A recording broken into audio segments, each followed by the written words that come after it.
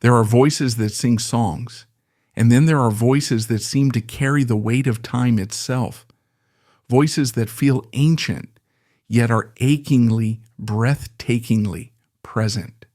They can conjure ghosts of old England, of windswept moors and forgotten loves, all within a single soaring note.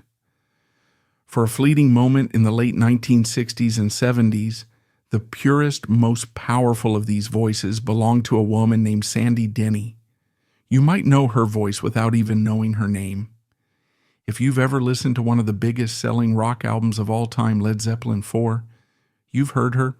She is the haunting, otherworldly presence harmonizing with Robert Plant on The Battle of Evermore, the only guest vocalist to ever appear on a Led Zeppelin record.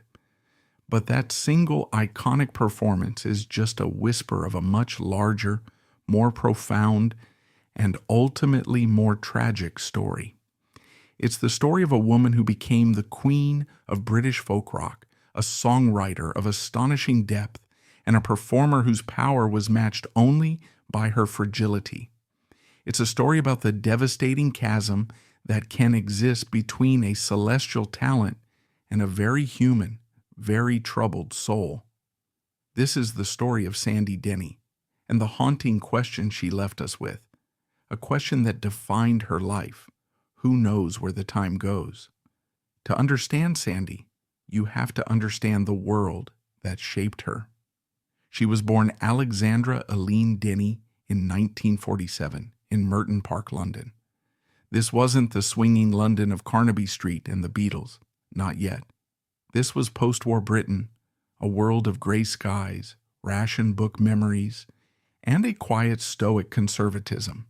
Her family was respectable, middle class.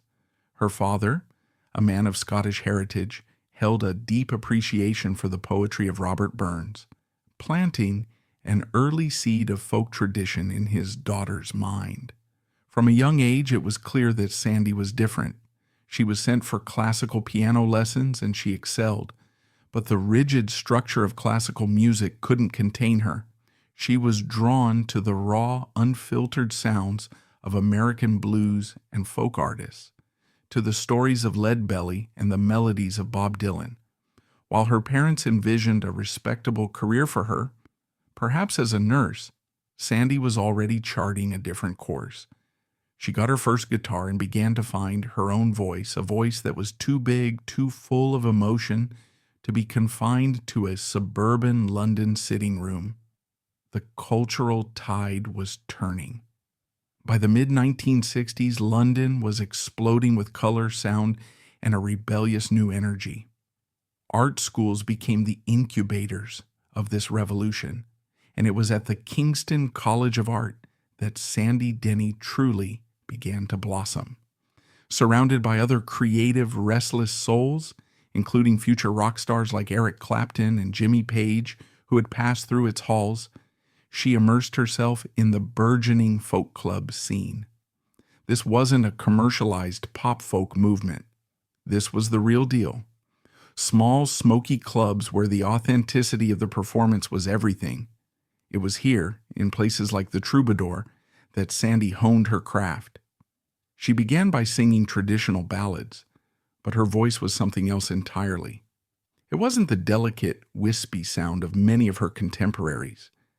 It was a force of nature, powerful, clear, and imbued with an emotional depth that was startling in someone so young. People who saw her then recall being utterly mesmerized. She wasn't just singing the songs. She was inhabiting them, channeling centuries of stories through her own unique instrument. After a brief, formative period with the band The Strawbs, her reputation as the finest unsigned female singer in Britain began to spread like wildfire, and one band in particular was listening. In 1968, the band Fairport Convention was at a crossroads. They were pioneers of a new sound, blending American-style folk rock with a distinctly British sensibility. But they had a problem. Their singer, Judy Dybel, was moving on, and they needed a replacement. Bassist Ashley Hutchings had heard the buzz about Sandy Denny and went to see her perform. He was, by his own account, blown away. The band invited her to audition. The story of that audition has become legend. Sandy, just 21 years old, walked into the room and was asked what she knew. She chose a song from the repertoire of American folk singer Fred Neil. The band launched into it, but they were playing it in the wrong key. Without missing a beat, Sandy stopped them. "No," she said with a quiet confidence that belied her age. "This is the key." She then proceeded to play it for them correctly on the guitar. They were floored. It wasn't just her voice, it was her innate musicality, her absolute command of her craft. She was hired on the spot. With Sandy Denny at the microphone, Fairport Convention transformed. She wasn't just their new singer, she was their new center of gravity. Her arrival marked the beginning of the band's golden era, a period of breathtaking creativity that would produce 3 seminal albums in just over a year. The first, What We Did on Our Holidays, showcased her incredible vocal range and introduced her first truly classic composition, Fotheringay, a haunting ballad about Mary, Queen of Scots. But it was on their next album, Unhalf-Bricking, that Sandy delivered the song that would become her signature, the one that would echo through the rest of her life. Who knows where the time goes? She had actually written it years earlier, a teenager grappling with feelings of melancholy and the fleeting nature of existence. In the hands of Fairport Convention, it became an anthem. Her vocal performance is simply perfect, a masterclass in control, emotion, and phrasing. It's a song filled with a wisdom that seems far beyond her 22 years, a deep, resonant sigh set to music. The great American singer Nina Simone would later call it one of the most beautiful songs she had ever heard and recorded her own powerful version. Fairport was on the cusp of major stardom. They were hailed as Britain's answer to the Byrds or the Band. But just as their ascent seemed limitless, tragedy struck.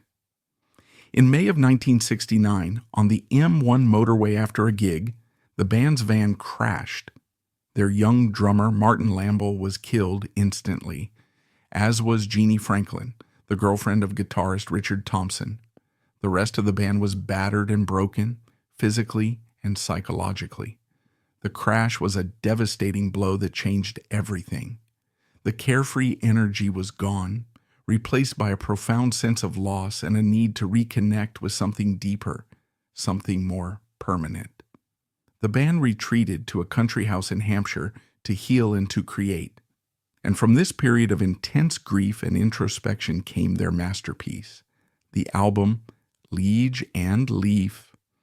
Driven by Sandy's passion for traditional music, the album was a revolutionary fusion of ancient British folk ballads with the power of electric rock. It was the birth of a genre, British folk rock. Sandy was at the height of her powers, her voice soaring through epic tales like Tam Lin and breaking hearts with the sorrowful A Sailor's Life. The album was a triumph. It redefined what was possible in popular music and cemented Fairport Convention's place in history. They were the most important folk rock band in the world. And then Sandy Denny quit. To the outside world, it was an act of career suicide. Why would anyone walk away from a band at the absolute zenith of its creative and critical success? The answer lies in the core of who Sandy was as an artist. Liege and Leaf was a brilliant exploration of traditional music, but it wasn't her music. Her own songwriting was being pushed to the side. She was a composer of immense talent, and she felt creatively stifled. She yearned for the freedom to pursue her own, more personal vision. She immediately formed a new band, which she named Fotheringay after her own song. It included her future husband, an Australian guitarist and singer named Trevor Lucas. The group was a powerhouse of talent, and their one and only album, released in 1970, is a lost classic. It perfectly balanced Sandy's introspective piano-led ballads like The Sea and Nothing More with powerful folk rock arrangements. For a moment, it seemed she had found the perfect vehicle for her art, but the music industry is a fickle beast. The album sold respectably but wasn't a smash hit. Internal pressures began to build, and during the sessions for their second album, Fotheringay, dissolved. Once again, Sandy was on her own. This time, she would step into the spotlight as a solo artist. This began the most complex and, in many ways, most revealing chapter of her life. Over the next 7 years, she would release 4 solo albums: The North Star Grassmen and the Ravens, Sandy Like an Old-Fashioned Waltz, and Rendezvous. These albums are a map of her inner world. They contain some of the most beautiful music ever recorded in Britain. Songs like Late November, written about the death of Martin Lamble, are almost unbearably poignant. Solo is a defiant, powerful statement of artistic independence, while Listen, Listen is a pure, transcendent moment of beauty. Her songwriting was growing more complex, her lyrics more poetic and introspective. She was painting with a richer, more varied palette, incorporating strings, brass, and sophisticated arrangements. And yet, for all their brilliance, the solo years were also a time of immense struggle. And this is where we have to look past the pristine beauty of the records and see the fragile human being who created them. The great heartbreaking contradiction of Sandy Denny's life was the gap between the artist and the person. The voice that soared with such effortless power and confidence came from a woman plagued by crippling insecurity. On stage, she could hold thousands of people in the palm of her hand. Off stage, she was often racked with self-doubt. Richard Thompson, her former bandmate in Fairport, once described her as the most insecure person he had ever met. A statement he clarified by saying it wasn't a criticism, but a simple, tragic fact. This insecurity manifested in a number of ways. She had terrible stage fright. To combat it, she began to drink. A glass of wine to steady the nerves before a show slowly became a more significant and destructive habit. It was a common crutch in the hard-living music scene of the 70s. But for Sandy, it was a particularly dangerous form of self-medication. It temporarily quieted the anxious voices in her head, but it also began to erode her confidence and, at times, her legendary vocal control. Then there was the pressure of being a solo female artist in a world dominated by male rock gods. She was constantly compared to her American counterparts like Joni Mitchell and Carole King. While she deeply admired them, she was a fundamentally different kind of artist. Her music was less confessional, more mythical, rooted in the earth and folklore of Britain, not the canyons of Laurel. The industry didn't always know what to do with her. She wasn't a pop star, and she wasn't a traditional folk singer. She was simply Sandy Denny, an artist in a category of one. One of the most telling and rarely discussed incidents that reveals this dynamic is her collaboration with Led Zeppelin. In 1971, she was invited to the studio to sing on The Battle of Evermore. This was an unprecedented honor. Led Zeppelin was the biggest band in the world, and they simply didn't do guest artists. Robert Plant was a huge admirer of her voice, and he knew she was the only one who could provide the ethereal counterpoint he needed for the song. She arrived, recorded her part with stunning precision, and left. For her contribution, she was given not a credit by name on the album sleeve. No one was, but her own unique symbol, just like the 4 members of the band. Hers was a pyramid-like structure representing her multifaceted talent. While it was a mark of immense respect, it also speaks volumes. She was present, yet anonymous, a goddess-like voice without a name attached, at least for the millions who bought the album without knowing the backstory. She was both celebrated and, in a way, rendered invisible at the same time. Away from the pressures of the music business, Sandy sought solace and a sense of normalcy. In 1973, she married Trevor Lucas, and they moved to a picturesque cottage in the village of Byton on the Welsh border. Here, she tried to build the life she seemed to yearn for in songs like an old-fashioned waltz. She gardened, kept animals, and embraced a quieter, more domestic existence. For a while, it seemed to work. Her third solo album, Sandy, featuring a famous wistful cover photo by David Bailey, is often considered her most cohesive and beautiful work. It contains the heartbreakingly lovely Listen, Listen, and The Lady, a song that feels deeply autobiographical, speaking of a performer who gives her soul for a song. In 1977, the dream seemed to be complete with the birth of her daughter, Georgia. By all accounts, Sandy was a doting and loving mother. This should have been a period of profound joy and stability. But motherhood also coincided with a period of immense professional and personal turmoil, and this is where her story enters its final, tragic chapter. The mid-70s were a difficult time for an artist like Sandy Denny.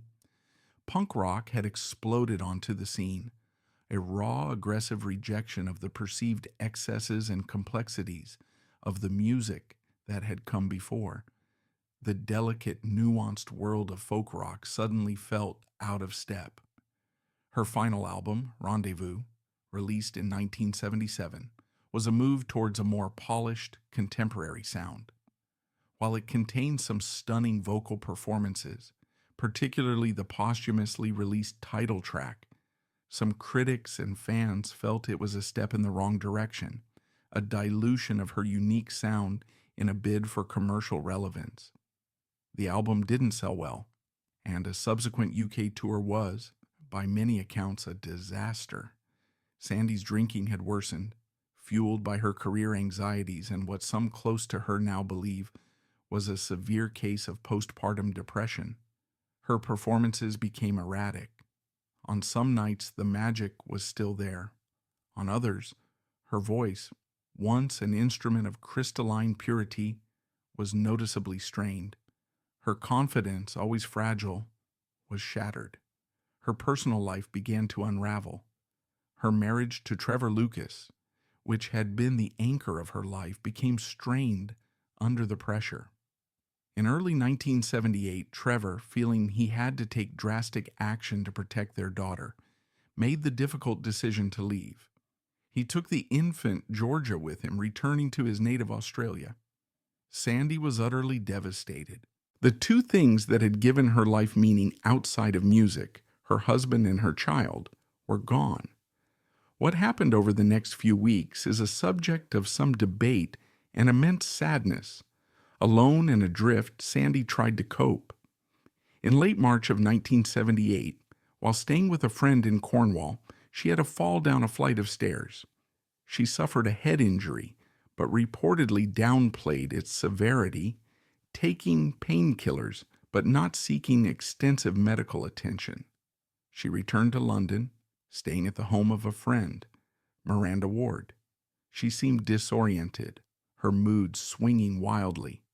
And then sometime around mid-April, she had another fall. This time, the consequences were catastrophic. She was found unconscious at the bottom of a flight of stairs. It's unclear if she fell or if she collapsed as a result of the previous injury. Rushed to the hospital, she lapsed into a coma. Her friends and fellow musicians gathered, hoping for a miracle. Trevor Lucas flew back from Australia immediately upon hearing the news. But the damage was too severe. The fall or falls had caused a massive cerebral hemorrhage. On April 21, 1978, 4 days after being admitted to the hospital, Sandy Denny died. She was just 31 years old. The initial shock gave way to a profound sense of loss and a host of painful questions. How could this have happened? Was it the drinking? Was it depression? Was it simply a tragic, senseless accident? The truth, as is so often the case, is likely a heartbreaking combination of all of these things. There was no single cause, but rather a perfect storm of personal struggle, professional disappointment, addiction, and terrible, tragic luck. Sandy Denny's death did not create the same kind of immediate, explosive myth as the deaths of Hendrix, Joplin, or Morrison. Her passing was quieter, more in keeping with the gentle melancholy of her own music. For many years, she remained a beloved figure among folk aficionados and fellow musicians, but largely forgotten by the wider public. Her solo albums went out of print. She was in danger of becoming a footnote, a name whispered only by true connoisseurs. But a voice like that can't be silenced forever. History has a way of correcting its own mistakes. In the decades since her death, Sandy Denny's star has not faded, but has slowly, steadily grown brighter. A new generation of artists and listeners, unburdened by the musical politics of the 1970s, began to discover her work. They heard not an artist who was out of fashion, but a timeless talent whose music transcended genre and era. Musicians like Kate Bush, Tori Amos, Joanna Newsom, and the bands Florence Plus the Machine and Fleet Foxes have all cited her as a major influence, drawn to her fearless emotional honesty, her lyrical depth, and of course that once-in-a-generation voice. Her albums have been lovingly reissued and remastered, often with collections of unreleased demos and live recordings that reveal even more layers to her genius. The unfinished second Fotheringay album was finally completed and released. The posthumous collection of her final recordings, Gold Dust, showed the world the powerful music she was still capable of making, even in her darkest days. Her legacy is not just in the artists she influenced, but in the emotional impact her work continues to have. To listen to Sandy Denny today is to connect with something elemental and true. It is to hear joy and sorrow, strength and vulnerability, all held in perfect, breathtaking balance. Her music is a sanctuary for the thoughtful and the sensitive. It's a place to go when you feel the weight of the world, a reminder of the fragile beauty that can be found even in moments of profound sadness. So what can we learn from the story of Sandy Denny? Perhaps it's a cautionary tale about the high price of fame and the fragility of the creative spirit. Perhaps it's a reminder that the most powerful art often comes from a place of deep personal pain. But more than anything, her story is a testament to the enduring power of a truly unique artistic voice.